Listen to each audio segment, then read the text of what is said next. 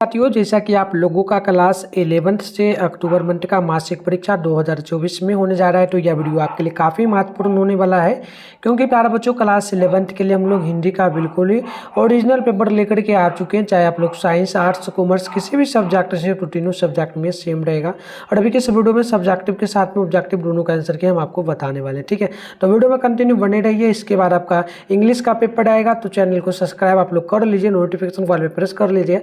And arts वाले बच्चों का ऑल सब्जेक्ट का पेपर। ठीक है, चलिए बढ़ते हैं। यहाँ पर विषय कोड वगैरह आप लोग देख सकते हो। टाइम 1.5 घंटा का मिलेगा, 50 नंबर का एग्जाम होगा। आप यहाँ से देख लीजिएगा। टोटल जो है बोला क्या गया, 1 से लेकर के 30 तक प्रश्न, आपको इसमें से मात्र 25 क्वेश्चन का जवाब देना है।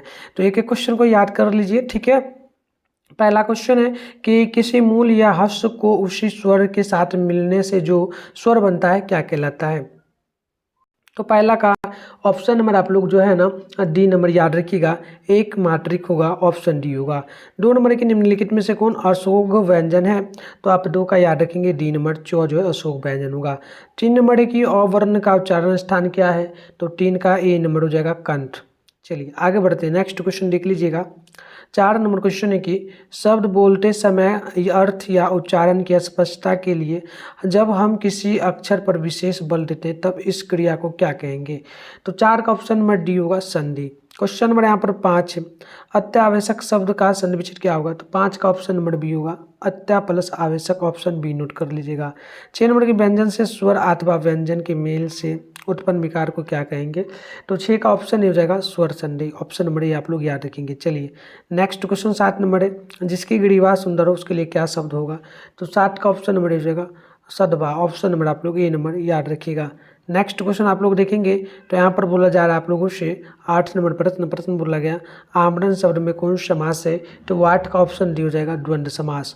नेक्स्ट क्वेश्चन 9 नंबर है कि जिसकी विशेषता बताई जाए वह क्या कहलाता है, तो 9 का बी नंबर हो जाएगा विशेषण। अगली क्वेश्चन आप लोग यहाँ पर देखेंगे तो बोला जा रहा है 10 नंबर प्रश्न बोला कि कलम तोड़ना मुहावरे का क्या अर्थ है, तो 10 का बी नंबर हो जाएगा बढ़िया लिखना। क्वेश्चन नंबर 11 है, कपड़ा शब्द का पर्यायवाची क्या होगा, तो आप याद रखेंगे 11 का ऑप्शन नंबर हो जाएगा वसन, ऑप्शन नंबर ये बिल्कुल ही करेक्ट हुआ। क्वेश्चन नंबर 12 है, अवनत शब्द का विलोम शब्द क्या है, तो 12 का ऑप्शन नंबर जो है डी हो जाएगा उन्नत, ऑप्शन नंबर डी आप लोग याद रखेंगे। 13 है, अवधि शब्द का अर्थ क्या है, तो 13 का बी नंबर जाएगा अवध प्लस अवध देश की भाषा, ऑप्शन नंबर बी बिल्कुल ही करेक्ट होगा। नेक्स्ट क्वेश्चन आप लोग देखेंगे 14 नंबर है, प्रतिदिन शब्द में कौन उपसर्ग होगा, तो 14 का राइट आंसर सी होगा प्रति। नेक्स्ट क्वेश्चन यहाँ पर देखेंगे आप लोग तो 15 है, ननिहाल शब्द में क्या प्रत्यय होगा, तो 15 का ए हो जाएगा आल, ऑप्शन नंबर आप लोग ये नंबर याद रखेंगे। चलिए आगे बढ़ते हैं। क्वेश्चन नंबर यहाँ पर देख लो 16 नंबर बोला जा रहा है आप लोगों से कि निम्न में से किसको जो है ना सिनेमा साहित्य एवं चित्रकला के क्षेत्र में साधारण योगदान के लिए और भारत रत्न से सम्मानित किया गया, तो देखिएगा 16 का ऑप्शन नंबर ये हो जाएगा प्रेमचंद्र, ऑप्शन नंबर ये बिल्कुल ही करेक्ट होगा। 17 है, फणेश्वर नाथ रेणु द्वारा रचित पाठ का नाम क्या है, तो बिल्कुल याद रखेंगे 17 का ऑप्शन नंबर ये हो जाएगा उत्तरी स्वप्न पड़ी हरित क्रांति, ऑप्शन ये होगा। 18 है कि सिक्का बदल गया शीर्षक पाठ की विधा क्या है, तो 18 का ऑप्शन नंबर सी होगा एकांकी, ऑप्शन नंबर सी बिल्कुल ही करेक्ट होगा। तो अभी कंटिन्यू मैं आपको बता देता हूँ, देख लो ये सारा है क्वेश्चन, सब्जेक्टिव भी है और इसका आंसर भी है। सारा मैं आपको बताने वाला हूं, बट उससे पहले ना मैं आपको एक चीज़ बता देता हूं, इसका आंसर कहाँ मिलेगा। ठीक है, तो इसका पीडीएफ में डाउनलोड करने के लिए आपको सिखा देता हूं, आप वीडियो देखने के बाद जाकर के डाउनलोड करके लिख पाओगे। तो इसका पीडीएफ गूगल में आपको मिलेगा, गूगल में जाना है, मिठुन स्टडी सेंटर सर्च करके आपको डाउनलोड करना है। कैसे करना, चलिए फटाफट से हम लोग सीख लेते हैं।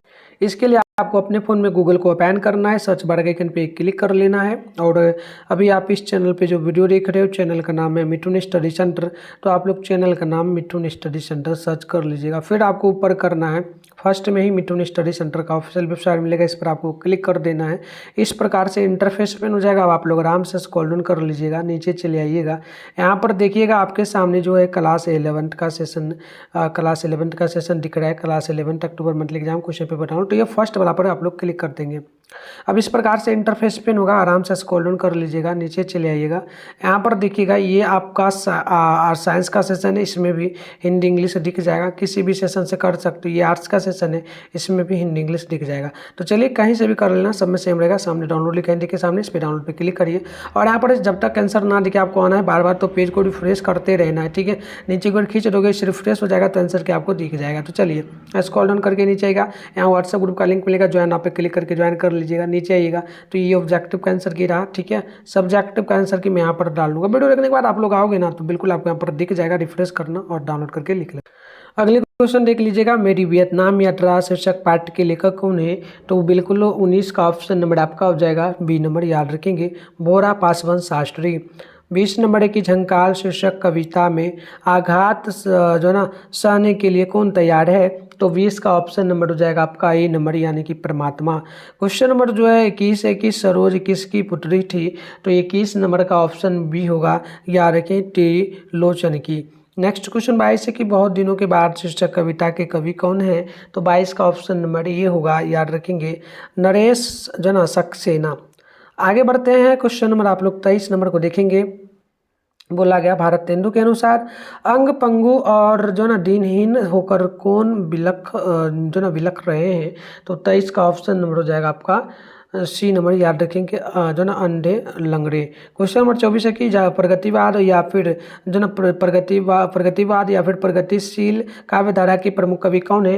तो 24 का हो जाएगा ऑप्शन नंबर आपका बी, याद रखेंगे, मैत्रेयी शरण गुप्त। क्वेश्चन नंबर 25 है कि एक दीक्षांत भाषण नामक पाठ्य के लेखक कौन है? तो 25 का ऑप्शन सी होगा, याद रखेंगे, रामचंद्र शुक्ल। तो इस प्रकार से हमने टोटल 25 ऑब्जेक्टिव का आंसर आपको बता दिया और सारे क्वेश्चन का आंसर आपको मिलेगा जहाँ से मैंने बताया वहीं पर, ठीक है। तो जाके डाउनलोड करना, सब्जेक्टिव का भी आंसर दिख जाएगा। 29 का आंसर अगर देखना चाहो तो देख लेना, ठीक है। 29 का देखना चाहोगे तो इसका आंसर आपका सी हो जाएगा। चलिए तो बिना देरी करते हुए आगे बढ़ते फटाफट से और सब्जेक्टिव क्वेश्चन देख लेते हैं। सारा का उत्तर आपको वहाँ मिलेगा, जाके करना डाउनलोड। देखो इसमें से एक किस विषय पर निबंध लिखना है, जैसे कि स्त्री शिक्षा, खेल का जीवन में महत्व, आत्मनिर्भरता, कंप्यूटर और इंटरनेट। इसके अलावे आगे बढ़ोगे तो इसमें 4 क्वेश्चन का आपको जवाब देना। पहला कि चलचित्र किन शिल्प साहित्य का जो ना अवधारण निर्माण करने के लिए तत्व है? तो देख लो यहाँ पर 1 number, 2 number, 3 number, 4 number, 5 number सारा क्वेश्चन है। इसमें से आपको 4 क्वेश्चन बनाना है और आगे निबंध पत्र लिखना है। 8वां में भी दिया है तो कोई एक लिखना, ऊपर का लिखोगे तो नीचे का नहीं लिखना। चलो अब अगला क्वेश्चन 4 नंबर में संक्षेपण करना। ये पूरा का पूरा पंक्ति है, इसका संक्षेप में आपको शॉर्ट में बताना है, ठीक है, अर्थ। अब 5 नंबर देख लो, इसमें क्या करना है, इसका अर्थ बताना है या फिर नीचे का किसी एक का ही बताना है आपको। तो ये आपका क्वेश्चन हो गया। अब आंसर की बात कर लेते हैं। आंसर में भी आप देखेंगे तो पहला क्वेश्चन का प्रॉपर स्टडी शिक्षा पर निबंध लिखा गया, दूसरा में पहला का उत्तर है ना। और आगे देखोगे तो ये आपका दूसरा का उत्तर है, ये आपका तीसरा का है, ये चौथा का हो जाएगा, ठीक है। और भी आगे बढ़ोगे तो अब 3 नंबर में निबंध है, इसको आप अच्छे से लिख लेना। हम यहाँ पर जैसे तैसे लिख दिए थे। और ये 4 नंबर का आपका हो जाएगा आंसर और ये 5 का। तो हमने लगभग सारे क्वेश्चन का आपको उत्तर दे दिया। अब एक और वीडियो आएगा, उसमें हम लोग इंग्लिश का वीडियो अपलोड कर रहे हैं और साथ में हिंदी का एक और आएगा। आप तैयार रहना और आंसर आप वहीं से लिखना गूगल से, ठीक है। तो चलिए मिलते हैं नेक्स्ट वीडियो में, तब तक के लिए बाय बाय प्यारे बच्चों।